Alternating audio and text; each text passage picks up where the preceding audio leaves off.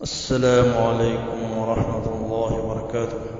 کل میں نے آپ کو تجوید کے کچھ قاعدے بتائے تھے، میم ساکن کے اور نون ساکن تنوین کے قاعدے بتائے تھے۔ نون ساکن تنوین کے 4 قاعدے ہیں۔ نون ساکن تنوین کے بعد اگر حروف حلقی میں سے کوئی حرف آ جائے تو اظہار ہوتا ہے، اور نون ساکن تنوین کے بعد اگر با آ جائے تو اقلاب ہوتا ہے۔ نون ساکن تنوین کے بعد اگر یرملون میں سے کوئی حرف آ جائے تو ادغام ہوتا ہے۔ نون ساکن تنوین کے بعد اگر ان تینوں حروفوں کے علاوہ جتنے حروف بچتے ہیں یعنی 15 حروف میں اخفا ہوتا ہے۔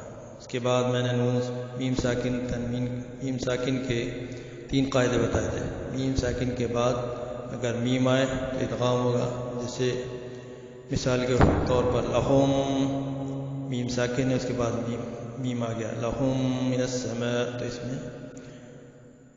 اس میں ناک میں آواز رکھیں گے۔ اسی طرح اگر میم ساکن کے بعد اگر با آ جائے تو میم ساکن کا اخفا مع الغنہ ہوا، جیسے انبأہم باسمائہم، تو میم ساکن کے بعد با آ گیا۔ اس کے علاوہ باقی 26 حروف میں میم ساکن کا اظہار ہوتا ہے، جیسے اظہار کی مثال علیہم ولا الضالین، علیہم بہت سے لوگ کر دیتے ہیں، جیسے لم یلد ولم یولد، لم یلد نہیں کہنا چاہیے، لم یلد ولم یولد ولم یکن لہ کفوا احد۔ 26 حروف یاد رکھیں، ان میں میم ساکن کا اظہار ہوتا ہے۔ اب میں اس کے علاوہ کچھ قاعدے بتانا چاہ رہا ہوں۔ جس حرف پر جزم ہو اور اس کے بعد والے حرف پر تشدید ہو تو اس جگہ پہلا حرف پڑھانا جائے گا، جیسے قد تبین، تو دال کو، جو دال ساکن ہے اس کو کمپلیٹلی غائب کر دیں گے اور قا کو تا میں ملائیں گے، قد کی جگہ قد تبین۔ اسی طرح کچھ رسم الخط یعنی قرآن شریف کی تحریر سے بے خبری کی بنا پر اکثر لوگ قرآن شریف غلط پڑھ لیتے ہیں۔ چند ضروری مثالیں درج ذیل ہیں۔ قرآن کے چند الفاظ میں واو لکھا جاتا ہے مگر پڑھا نہیں جاتا، جیسے زکاتن میں زا کاف واو تا لکھا جاتا ہے، ایسے ہی حیاتن میں حا یا واو تا لکھا جاتا ہے، تو اس کو زکاتن یا حیاتن پڑھنا لازم ہے، یعنی واو کو نہ پڑھنا چاہیے، یعنی اس کو پڑھنا ہے زکاہ۔ اگر آیت کریں گے تو زکاہ تو یعنی گولتے ہاں میں بدل جاتی ہے، اور ویسے پڑھیں گے تو زکاتن تا پڑھا جائے گا، واو نہیں پڑھا جائے گا۔ حیاتن پڑھا جائے گا، واو جو لکھا ہے وہ نہیں پڑھا جائے گا۔ اور بعض جگہ یا لکھی جاتی ہے مگر پڑھی نہیں جاتی، بلکہ اس کے بدلے الف پڑھا جاتا ہے، جیسے موسیٰ میں یا لکھی ہوئی آخر میں، عیسیٰ وغیرہ کو موسیٰ اور عیسیٰ پڑھنا چاہیے، اس کو الف مقصورہ کہتے ہیں۔ اور بعض جگہ الف مقصورہ کی علامت بجز کھڑے زبر کے کچھ نہیں ہوتی، یعنی کھڑا زبر ہوتا ہے اور اس کھڑے زبر کو بھی الف کے برابر پڑھنا چاہیے، یعنی الف کے قائم مقام ہوتا ہے۔ جیسے رحمان لکھا ہے تو رحمان الف سے بھی لکھ سکتے ہیں، کھڑا زبر سے بھی لکھ سکتے ہیں۔ اسی طرح اسحاق کو الف سے بھی لکھ سکتے ہیں، کھڑا زبر سے بھی لکھ سکتے ہیں، اور اس کو الف کے برابر پڑھنا چاہیے۔ یہ بھی یاد رہے کہ عربی زبان میں یا مجہول نہیں ہوتی، مگر قرآن میں ایک جگہ جیسے 12ویں پارے میں ہے بسم اللہ مجریہا، کو مجریہا لکھا ہوا ہے لیکن اس کو امالے کے ساتھ پڑھیں گے، مجریہا، یعنی الف اور یا کے بیچ کی آواز نکالیں گے، مجریہا۔ اور یاد رہے کہ قرآن کریم میں اکثر جگہ الف لکھا جاتا ہے مگر پڑھا نہیں جاتا، جیسے الف جو علامت جمع کے لیے ہوتی ہے، جیسے قولو کے بعد الف لکھا ہوا ہے تو یہ جمع کی علامت کو ظاہر کرتا ہے، یعنی وہ ان سب نے کہا کہ آخر میں الف پڑھا نہیں جاتا. اور اسی طرح انا علی زبر علی نا انا لکھا جاتا ہے الف کے ساتھ. اس کی یہ انا ضمیریہ ہے، انا مانے تا میں. مگر جب کہیں قرآن میں انا کسی آخر کا لفظ ہوگا، یعنی آخر جو کلمہ ہے اس کے آخر میں اگر انا آئے گا تو وہ ضرور پڑھا جائے گا. اب میں انشاءاللہ سورہ فاتحہ کے خواص بتانا چاہ رہا ہوں، فضائل اس کے. حضرت نبی سورہ فاتحہ حضرت نبی کریم صلی اللہ علیہ وسلم جب کسی شخص پر کوئی مصیبت پڑتی دیکھتے تو آپ صلی اللہ علیہ وسلم سورہ فاتحہ پڑھنے کا حکم کرتے. اور جو شخص مابین سنت اور فرض فجر کی فرض کے درمیان بسم اللہ کے ساتھ 40 بار پڑھ کر کسی بیمار کے منہ پر دم کرے تو اللہ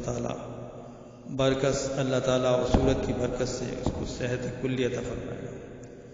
حضرت صلی اللہ علیہ وسلم نے فرمایا کہ الفاتحہ شفاء کل داء، یعنی سورہ فاتحہ جو ہے ہر مرض کی دوا ہے. چنانچہ ایک شخص بیمار ہوا تو حضرت علی رضی اللہ تعالیٰ عنہ نے سورہ فاتحہ پڑھ کر اس کے منہ پر دم کیا، تب اسے بالکل آرام ہو گیا. اب میں سورہ بقرہ کا 20واں رکوع کی تلاوت کرنے جا رہا ہوں. سماعت.